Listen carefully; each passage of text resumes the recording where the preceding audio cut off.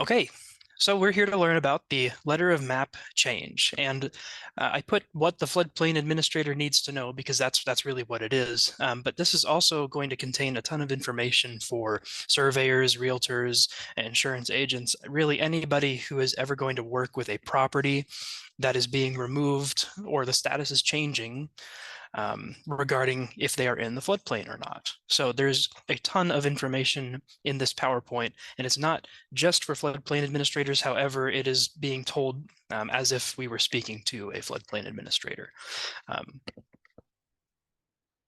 Our agenda today will be really all-encompassing. In fact, the last point is additional notes. And the reason it says additional notes is because if we had split it up into everything that we talk about, it would probably go off of the screen. So I just put additional notes just to kind of conglomerate everything. But yeah, we'll start off, I'll kind of introduce letters of map change, what they are in general. And then we'll break down the three different kinds. You've got the letter of map amendment, letter of map revision based on fill, and the letter of map revision. Those will break down each of those and the differences between them, and then also how to find current effective letters of map change, and then of course additional notes, which we'll kind of go over all of those additional notes at the end. Without further ado, we'll jump right in. I wanted to start off by just introducing the general concept behind letters of map change. So these are determinations provided by FEMA that acknowledge land has been either incorrectly identified as special flood hazard area or has been removed from the special flood hazard area. Only FEMA can do this. So we can't take a property out of the floodplain after a map's been issued. A community can't do that either. This determination has to come from FEMA and FEMA only. These determinations can revise the floodplain boundaries, as in, changing where the floodplain physically is on a map, or it will just change the individual status of a property or a structure. And what that means is it's not necessarily redrawing the floodplain line. A property with a letter of map change will not necessarily have a bubble made around it on the floodplain map. You just will see this letter associated with this property that says it's not in the floodplain anymore. So it gets a little bit confusing because it will show up as in the floodplain on the map, but then they have this letter.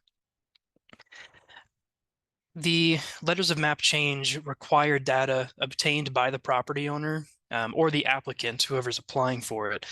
They have to provide technical data to support this removal. So whether that's through a professional survey or an engineering analysis, that's the only information that FEMA can take to then make the change. It can't be so much as a property owner just requesting, hey, I haven't flooded in so and so many years, can I be out of the floodplain? They actually have to provide technical data to support that removal, and I'll go over what that technical data is. So letters of map change, this is an umbrella term that includes letters of map amendment, revision, and revision based on fill. They each have differences. They are each used for a different thing, but the general terminology is letter of map change. A lot of times we'll get a phone call and people will be asking about how they can get a LOMR. And what they mean is they just want to have a letter of map amendment, which is different from a letter of map revision. So to avoid some of that confusion, the general term is letter of map change. So that's typically what we're going to use as we move through this presentation. There are conditional letters of each. Conditional letters are just a pre-submittal to FEMA that allows them to comment on something before the official application is made to remove the property from the floodplain. And what it does is it allows FEMA to comment on that proposal to make sure it is going to achieve the goal. So this is more common for letters of map revision, and I'll go into why when we get to it. But letters of map revision officially change the floodplain boundaries and require a lot of technical data to do that. So before they submit that letter of map revision, a lot of times applicants will go through the conditional letter of map revision to get comments from FEMA to make sure it's going to actually do what they want. These conditional letters we'll go into a little bit when we get into the letter of map revision section. So individual structures or properties, when they have an approved letter of map change, these are not in the regulatory floodplain. They are not required by the National Flood Insurance Program to purchase flood insurance. Now, individual lenders can still require flood insurance. Ultimately, they are the ones loaning the money if there's a federally backed loan. And so the lender can still require flood insurance. However, under the National Flood Insurance Program, they're not required to. It's important to keep in mind that just because a property has been removed from the floodplain via a letter of map change, they're not necessarily safe from flooding. And that's, in any case, and that's covered in your floodplain ordinance, but it explains that floods of greater magnitude than the base flood can occur. And so, it's a lot of times it's seen as because they're removed from the floodplain, they're not necessarily at risk of flooding. And that is not the case. And so we will still always encourage people to carry flood insurance, even if they have a letter of map change. In fact, 40% of the flood claims made in 2019 were from outside of the floodplain. And many of those were outside of the floodplain because they had a letter of map change. The other thing to remember is that they might still be required to follow your local ordinance, and I'll go into the specifics as to why, but it's not necessarily completely absolving them of responsibility to build safe from flooding. And again, I'll go into that as we move through this.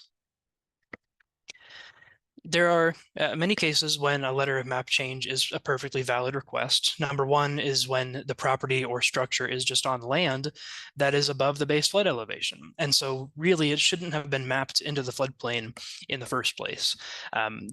There could be issues with scaling. We do mapping projects, and FEMA does mapping projects on a very large scale. And so a lot of times we can't always get down to the specific property level to see there are just intricacies to the floodplain mapping process that, when it comes to individual properties, can be very hard to catch. And so when you have a property or structure that is on land that is naturally above the base flood elevation, they can get a map change. The other reason would be that fill has been used to raise the land above the base flood elevation. And there's a different process than land that is naturally above the base flood elevation. And then finally, to make a change in the floodplain boundaries. So development has occurred, or maybe a flood has occurred and now your flood risk has changed. The development has changed the way floodwater flows, or a recent flood has changed the area where the stream is located. And so there might just be a necessary change to the floodplain boundaries that has to be made to better reflect your flood risk. So let's get into the different kinds of letters of map change. And I think things will start to come together better as we go through these different kinds of letters of map change.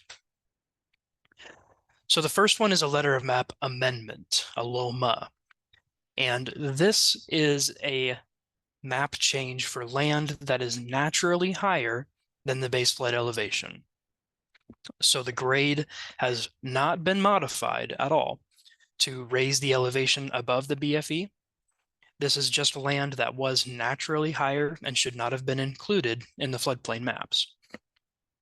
Now, LOMAs do not change the floodplain boundaries shown on the FIRM. So if you opened up our interactive map, if you opened up the FIRM panel, you would not suddenly see a bubble around this property where there's no floodplain. Rather, it would still have that floodplain boundary shown on the property. They would just have this letter of map amendment tied to the property to show that they are not in the floodplain. Now, the 1 foot freeboard requirement doesn't apply here. And the reason for that is we're just talking about land that is naturally higher than the BFE, not necessarily 1 foot higher than the BFE. If the land is higher than the BFE at all, again, it should not have been included in the floodplain maps. And so this map amendment can be used to change that status of the property to show that it's higher than the BFE, and it doesn't necessarily have to conform to that 1 foot freeboard requirement. In order to get a letter of map amendment, you have to have surveyed elevations of the land to be removed. Again, it can't just be hearsay, and it can't just be going outside with your cell phone and getting an estimate of the elevation. These have to be surveyed elevations with an elevation certificate. Specifically, sections C and D are the sections of the elevation certificate that show surveyed elevations of the land. And these elevations have to come from a registered professional surveyor in the state of Nebraska. Now, something I want to mention as we go on to this next slide is that the elevation information they're acquiring is the lowest adjacent grade. And this is specifically related to a structural removal. And I'll go into the different kinds of removals in a moment. But notice of the 3 types of certified elevation information, lowest adjacent grade, meets and bounds, or lowest lot elevation, we're not looking at the lowest floor elevation. We're not looking at the floor of the structure itself. We're looking at the land that it's on. And that comes back to that previous definition. We're not concerned with the elevation of the structure. We're concerned with the elevation of the land. So when a surveyor comes out to complete this letter of map amendment, they're going to look at the adjacent grade to the structure, or they'll look at the lot around the structure to see what elevation that land is at. And if that land is above the base flood elevation, they qualify for that map amendment. They need to have accuracy to 1/10 of a foot. And the BFE has to be determined by the local floodplain administrator or the licensed professional. So a lot of times the surveyor will calculate that base flood elevation as part of this. They also need to provide a fermet. And for those of you that haven't been through that process before, you're basically just taking a smaller portion of the larger firm. For those of you that have pulled out the firm panels before, they are quite large and doesn't get a whole lot better when you're opening it up on a computer. So what you can do is you can print off a smaller version of the fermet while still maintaining that scale. Using FEMA's Map Service Center. And on the next slide, I'll show you how to do that. The location of the property has to be shown on this map, similar to what is shown here on the right, where it has that black box saying property location. And if it's in a zone A, as in there's no base flood elevations determined already, there has to be the DNR BFE determination with it. So the map that we provide showing base flood elevations in a zone A, that has to be included with this removal. So to make a fermet, you'll go to FEMA's Map Service Center, and there's just a search box at the top of that. And Michelle has put the link to this in the chat. But there's a search box in the top, and you can just search for the address that's going to be removed. And then there's a button that says Dynamic Map that will just instantly create a fermet for you. And again, it's just a scaled down version of the full firm panel, a little easier to read. With letters of map amendment, there is an application form. And this application form, there are 3 different kinds. And we don't necessarily need to get into the detail of this. Just know that there are 3 for a LOMA. There is the LOMA process, which is it's electronic LOMA, which is a determination that can be made as fast as their electronic system can process. Only licensed surveyors or engineers can complete an LOMA, but if they are registered with FEMA to submit LOMAs, they can receive a removal within minutes. So they just submit the elevation data that they have obtained, along with the documentation we've talked about through the LOMA system, and they can receive that letter of map change within minutes or hours, again, depending on what's being removed, a few different circumstances, if it's the first time they've used this system. But it's a very speedy process for letters of map amendment. However, if it's not the surveyor or engineer submitting the application, anybody can complete what's called an MTEZ form. And this is for single lots specifically. So whenever you're doing a letter of map amendment to remove a single lot or single structure from the floodplain, there's the MTEZ form. If you're doing multiple lots, it has to be the MT1 form. Again, you don't necessarily need to know these different forms and all the specifics about them, but just remember that for a LOMA, there's the three different options for it. Those determinations for the MTEZ or MT1 are made within 60 days. And then there is an online tracking website that people can log into to check the status of their map change to see where it's at in the process.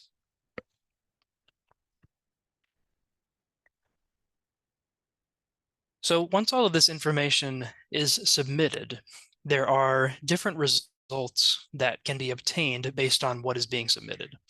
The first result is a structural removal. So the individual structure has been removed from the floodplain, and that requires an elevation shot of the adjacent grade to the building. So what the surveyor will do is they'll walk up next to the building and they'll take an elevation shot of the ground next to the building, the lowest adjacent grade.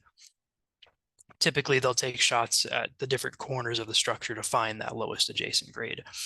But that map amendment is just to remove the individual structure. And so the rest of the property will remain in the floodplain. It's just the structure would be removed. Those surveys tend to be cheaper than when you start to look at the entire property, because of course it requires less elevation shots. When you go to the next level, this is going to be the portion of the property removed. So this is where a surveyor is looking at all of the ground on the lot that is higher than the BFE. Rather than just taking shots around the structure, they're expanding their survey area to find all of the ground that is naturally higher than the base flood elevation. And so what they'll do is they'll kind of walk up back and forth within the lot, and they'll kind of draw a map to find all of the land that's above the base flood elevation. And so this would be a portion of the property removed. If it happens to be that the entire lot is above the base flood elevation, they can get a full property removal, which is the next kind. So the whole property is removed from the floodplain. The next one is a denial, and that one's pretty obvious. There's some survey data that was submitted that is incorrect, or the structure, the portion of the property, or the lot remains in the floodplain. So if somebody is applying for a full property removal, and it comes back that just one of the points that was shot is below the base flood elevation, that would be a denied application. Same for the portion of the property. If there's any part of that portion that is below the base flood elevation, it would be denied.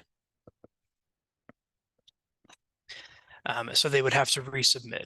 And what the point I'm trying to make there is if you try and do the full property removal and it gets denied, FEMA won't automatically adjust your map amendment application down to the portion of the property. That has to be a new application. And then there's out as shown, and I'll talk more about out as shown later on. But an out as shown determination is just showing that the structure or lot is clearly indicated as being outside of the floodplain, as shown on the maps. This is an example of a portion of the property on the left here. So it's a little hard to see. Let me get my cursor out here.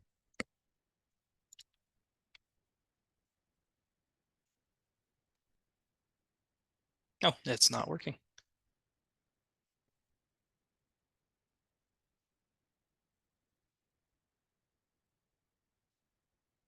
Okay, I apologize. My laser pointer isn't working. Can you see my mouse though? Okay, so this orange line is the floodplain boundary here, and that kind of follows these black dotted lines on the imagery. And what they've done is they've drawn this red bounding box, these meets and bounds, to say that all of this land is above the base flood elevation. Now, it's not the entire property. As you can see, the entire property this is the green is the property line. So it's not the entire property, it's just a portion. But they've said everything within this red bounding box can be removed. And then there's the entire property where they've just found that the entire lot is naturally above the base flood elevation. Now, these maps are very handy because they show exactly what land has been removed.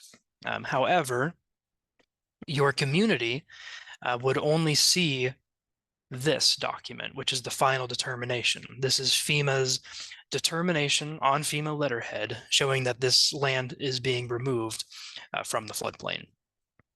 And so if you need for example, if they get a map amendment showing a portion of the property has been removed and you're not exactly sure what portion, you can reach out to the surveyor or you can reach out to FEMA's Map Service Center to get a copy of this map shown on the left. But I wanted to pull up this final determination document to show you what it looks like. This is an example of a structure that has been removed from the floodplain. So they found the lowest adjacent grade, as you can see right here. The lowest adjacent grade was found to be 2158.8, and that was found to be above the base flood elevation. And so there are two main things to look for. Number one is in the top right, you'll see what kind of determination it was. This is a LOMA. And then right here in the middle, you have what is removed from the special flood hazard area, and it says the structure.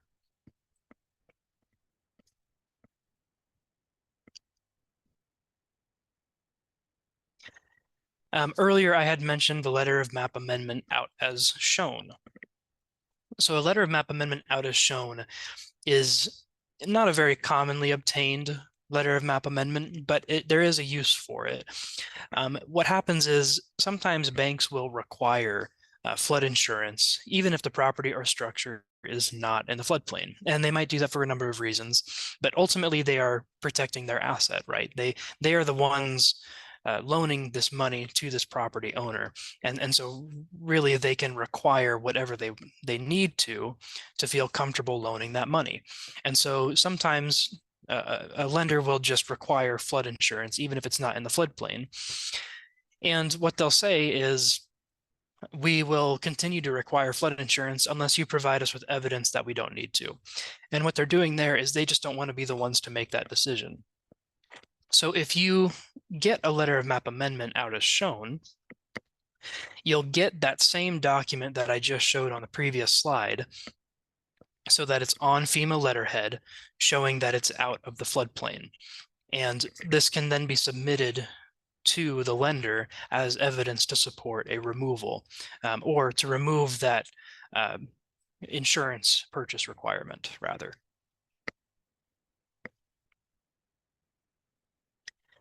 So LOMAs out as shown don't require a professional survey. And this is the nice thing about them. All you have to do is just show that the property is not in the floodplain. Now, it has to be clearly apparent. So if you have a structure where it could be one way or the other, that's not going to work for a LOMA out as shown. But if it's clearly apparent that the property or structure is not in the floodplain, all you need to submit is the deed, the property deed, the fermet that we talked about earlier, just a clip of that firm panel, and then a location map. So typically this is just going to be printing off an image of the maybe the interactive map, or just finding some sort of map that documents where your address is, what you're trying to show as not being in the floodplain. And then they can provide this document to their lender as evidence to not need flood insurance. Okay, so let's summarize LOMAs. LOMAs are not used to change the firm or for a change in the landscape. And so what I mean by that is we're not changing any floodplain boundaries, and we're just going off of natural grade, not any elevations being done on fill. LOMAs are based on the elevation of the grade, not the structure itself. So we're looking at the ground around the structure. And then an out as shown is a document from FEMA stating that the structure is shown to be out of the floodplain. It's not removing it from anything. It's just showing it's not in the floodplain, just on official FEMA documentation. Okay, next is the letter of map revision based on fill. And we'll talk about the differences and what it means. This is land. This is a determination for land that has been elevated above the base flood elevation, as in the land has been modified to raise that grade above the base flood elevation. Again, LOMR-Fs, similar to a LOMA, are not going to change the floodplain boundaries shown on the firm. Now, in this case, we are going to pay attention to the 1 foot freeboard requirement. It does apply here, and I will go into why as we go through the documentation that is needed to submit a letter of map revision based on fill request. So when you're obtaining a letter of map revision based on fill, again, you need the surveyed elevations. You have to have surveyed elevations, and they have to be based on the finished construction of the grade. Sections C and D have to be completed. So this is, again, the surveyed information section of the elevation certificate that only a surveyor or a professional surveyor or licensed professional engineer can complete. With that elevation information, they're going to look at the same thing. So if you're just trying to remove the structure, you look at the lowest adjacent grade to that structure. If you're looking at a meets and bounds certified map, this is going to be when you're trying to remove a portion of the property. The meets and bounds are going to be that, that box or that shape showing that all of this land is outside of the floodplain, or the lowest lot elevation. So again, similar to the LOMA, we're looking at the same types of elevations. Again, accuracy to 1/10 of a foot and the base flood elevation as determined by the floodplain administrator or the licensed professional. With this application, you have to use the MT1 form. So earlier with the LOMA, I had said you can use the eLOMA program and the MTEZ program. And the eLOMA program is nice because you can get that determination within minutes.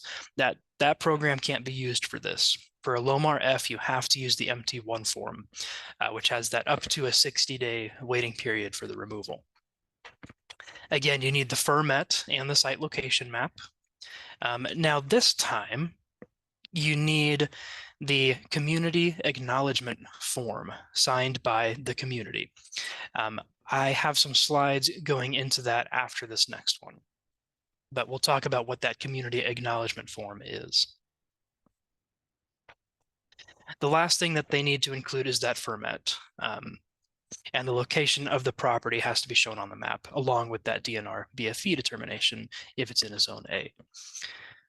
Now let's talk about that community acknowledgement form. That's probably the most important piece to you as floodplain administrators when it comes to a LOMR-F application. So in order for anybody to submit a LOMR-F application to FEMA, they have to include this community acknowledgement form. Now, a community acknowledgement form states a few things. Number one, that the community is aware that the fill was placed in the floodplain. Number two, that the fill was permitted by the local jurisdiction to be there. I use this a lot. I talk about the chicken before the egg, right? They can't get a letter of map revision based on fill if they haven't brought in fill to elevate the land. So when they bring in that fill, that land is still in the floodplain. That fill being placed in the floodplain is considered development in the floodplain and has to be permitted by the local jurisdiction. The fill is not in the regulatory floodway unless they are providing a no rise along with it. And then all current and future development will be reasonably safe from flooding. That last point is the most difficult part about this entire thing. So your community is signing on this document that you acknowledge that all of the current and future development that will be on this lot to be removed will be reasonably safe from flooding. Now, there's a few things to think about with that. Number one, how do we establish reasonably safe from flooding? Well, fortunately, FEMA has technical guidance on what reasonably safe from flooding means and how to build reasonably safe from flooding. I'll go into that document on the next slide. The other thing to remember is that these letters of map change. They are removing this property from the floodplain. Now, you as floodplain administrators, your authority lies within the floodplain. So once this individual has this removal, the question then becomes, well, do they still have to follow the local floodplain regulations? And that gets a little difficult when you're talking about a LOMA, because that doesn't necessarily require this community acknowledgement form. But a LOMR-F, the community has to certify that all current and future development will be reasonably safe from flooding. So while on the one hand they're being removed from the floodplain, they still have to be reasonably safe from flooding. What establishes the standards for reasonably safe from flooding? Your local floodplain regulations. That is your community's document stating what you consider to be reasonably safe from flooding. In fact, Nebraska's state minimum standards establish that your local floodplain regulations are there to establish what is reasonable as protections from flooding. So this is an extremely, extremely important document to have and to look closely at as the community before you put your signature there. This is your signature. This is the community signing off on this document. And so there are a number of things to think about before you do that. Now, how do you check to make sure they're going to be reasonably safe from flooding? Well, you can provide this. This is technical bulletin number 10.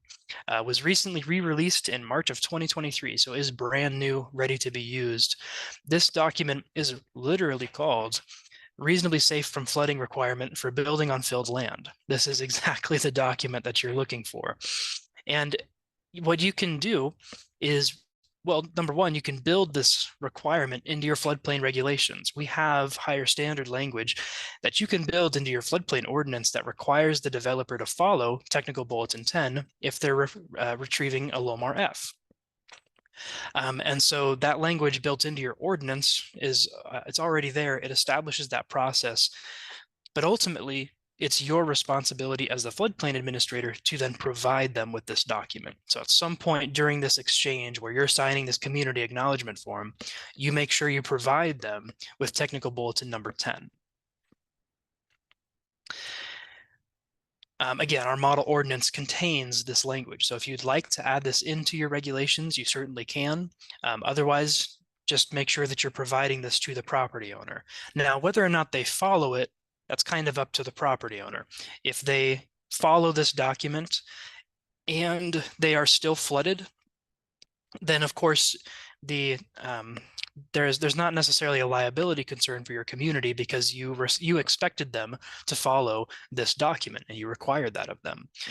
Now, if they don't follow this document and they're flooded, of course, again, that's not on you, that's on the developer because they didn't follow this document. So while providing them this document doesn't necessarily completely absolve you of responsibility, it's just another protection for your community that says, look, we gave you the information you needed to protect yourself.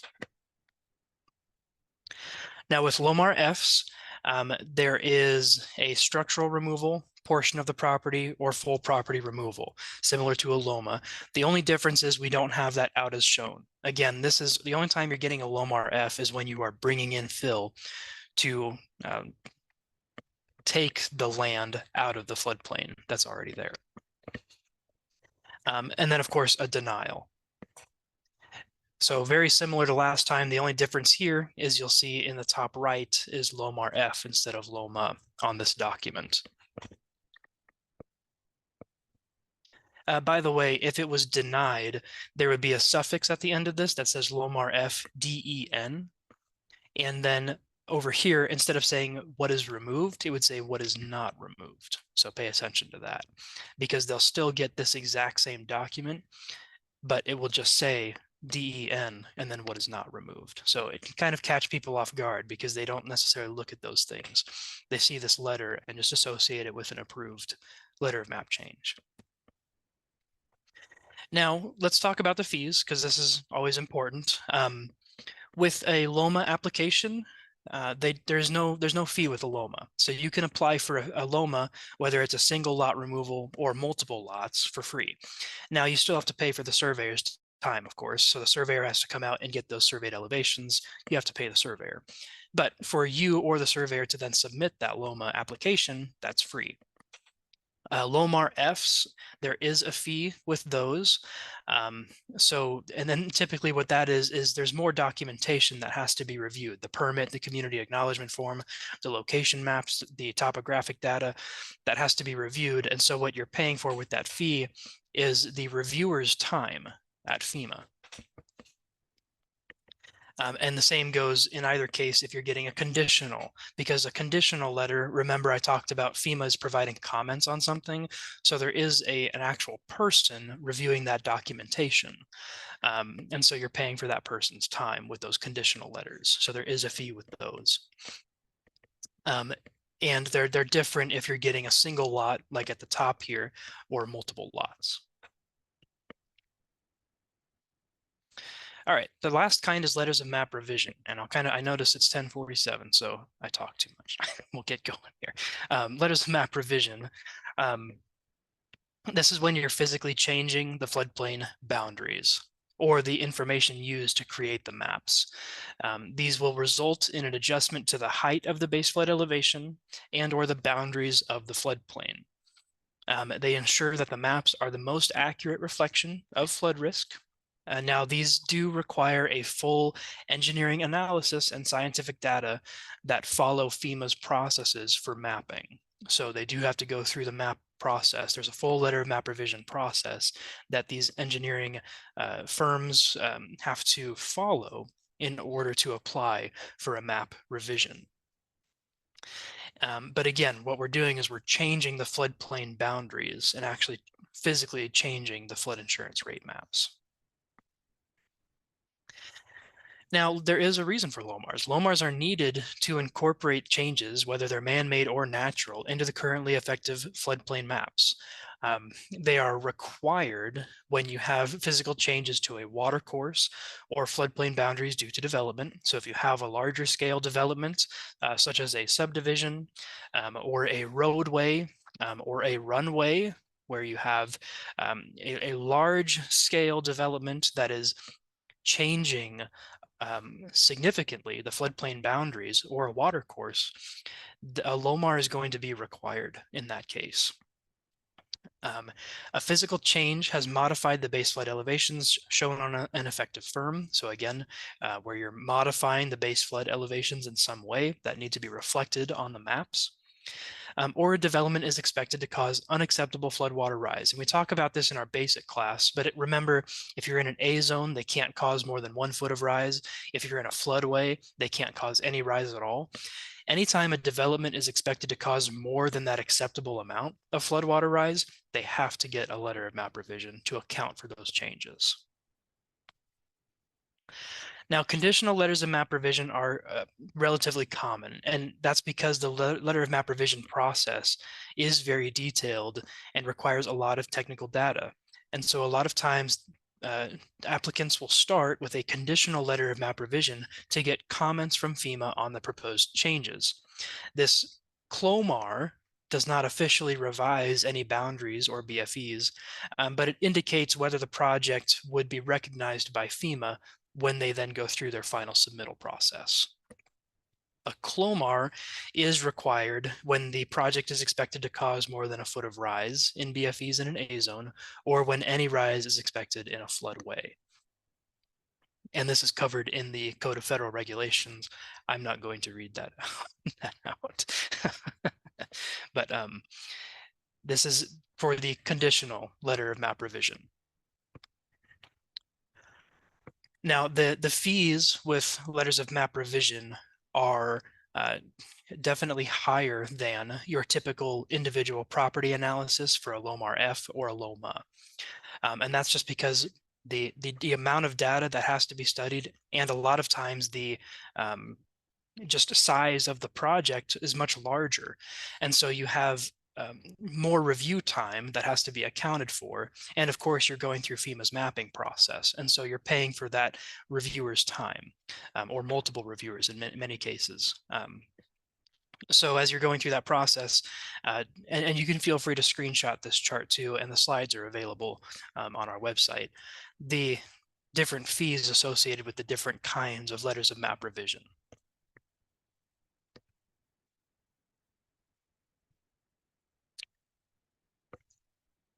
All right, let's go into how to find letters of map change, and then we'll go into those additional notes. So you can find letters of map change by going to our interactive map, and you can find letters of map amendment, letters of map revision based on fill, and LOMRs there. We receive the most recent batch of letters of map change every month, and then we update them as soon as we get them. So our map is kept pretty up to date. You can find the actual PDF letters, those letters that I showed earlier on the FEMA letterhead. You can find those on FEMA's Map Service Center, and Michelle has kindly put the links to both of those sites in the chat. I think one of them is a little broken, but feel free to just copy and paste that into your browser. On our interactive map, individual LOMAs and LOMR-Fs will show up as this little purple dot.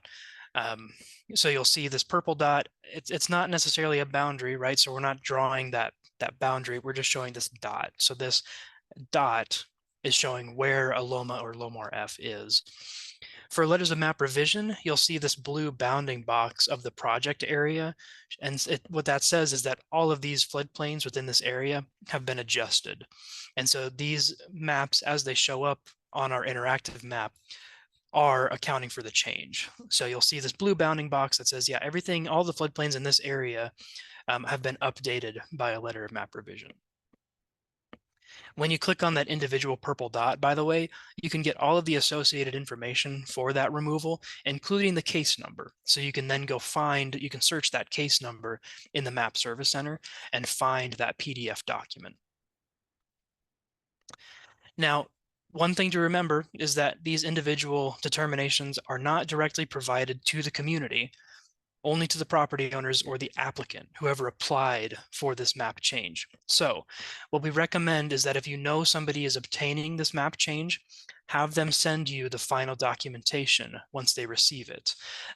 But again, you can find these at any time if you go to the Map Service Center. You can also just reach out to us and we can find it for you. Or you can sign up for FEMA's monthly subscription where you'll receive those same batch files that we receive every month. Just keep in mind that you'll be getting the batch files for the entire state of Nebraska. So just keep that in mind. More than likely what you want to do is just have the property owner give you the final documentation.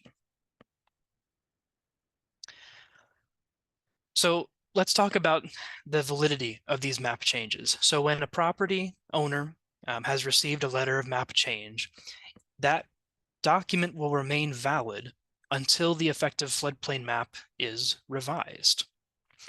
During the mapping process, we'll individually evaluate each of those letters of map change, and we will view if they need to be superseded or if they can be built into the new maps, or if they are just going to stay valid. And what I mean by built in is if a property has a LOMA, the next time we come around and do a mapping project, we'll take a look at that LOMA. And if it needs to be, we'll adjust the floodplain boundaries with the information provided on that LOMA. Now that can't always happen. Sometimes what we'll do is we'll just leave the LOMA alone and we'll say, yeah, it's still valid, but we're not changing the floodplain maps. Or it might just be superseded. So if the BFEs have increased with the new mapping project, we could also supersede that letter of map change. Letters of map revision, where we physically change the boundaries, will be incorporated into the next firms or superseded if a new analysis was performed. What you will receive during this mapping process, there's a couple of things that you'll receive as the community. Number one, you'll get a summary of map action, a SOMA, and this is issued during the preliminary phase of mapping. We'll give this to all of the communities within the mapping project, and it's a comprehensive list of all of the letters of map change currently in effect, and the likely outcome once the new maps become effective. So if they will be superseded, revalidated, or incorporated. And you'll get that full list, but this does not go to the individual property owners. This summary of map amendment, or summary of map action only goes to the community. The revalidation letter is a different document. This is provided one day before the new effective date of the maps. And this time it only lists the letters of map change that are still in effect. So any of the letters of map change that have been superseded, are no longer valid, or were incorporated into the new maps, so as in the maps now show it as out, won't be included with this revalidation letter.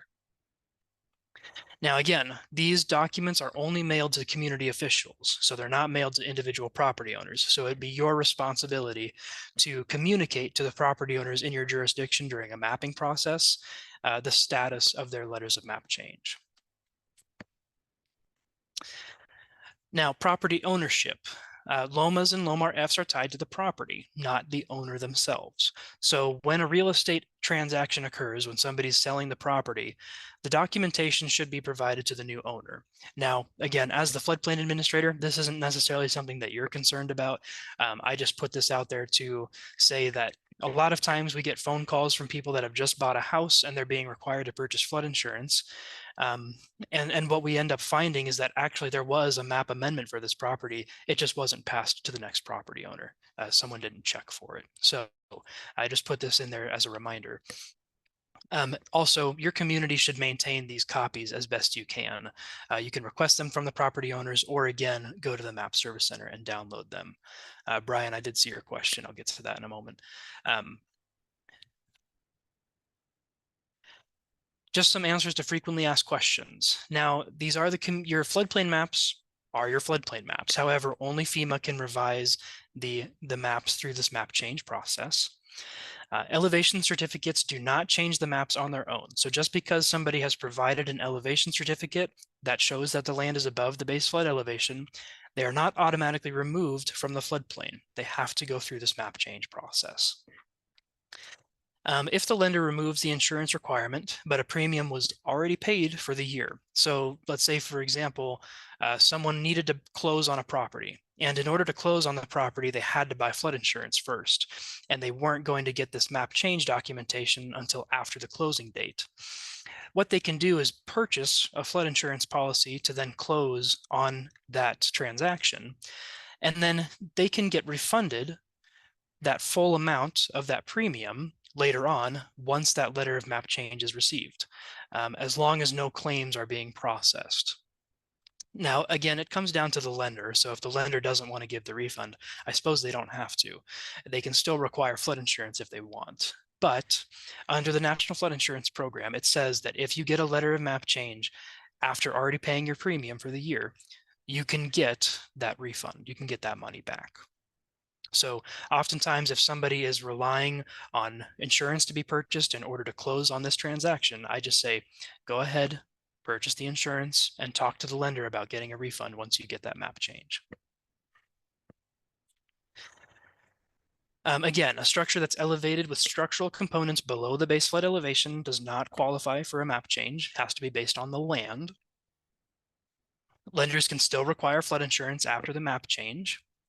And development has to be permitted anywhere outside of that map change. So just because an individual structure might have received a map change, the land around that map change is still in the floodplain. Same goes for a portion of the property. Just because somebody has a LOMA doesn't mean the entire lot was removed from the floodplain. That only applies if they genuinely received a full property removal. So remember that anything outside of that letter of map change boundary is still in the floodplain.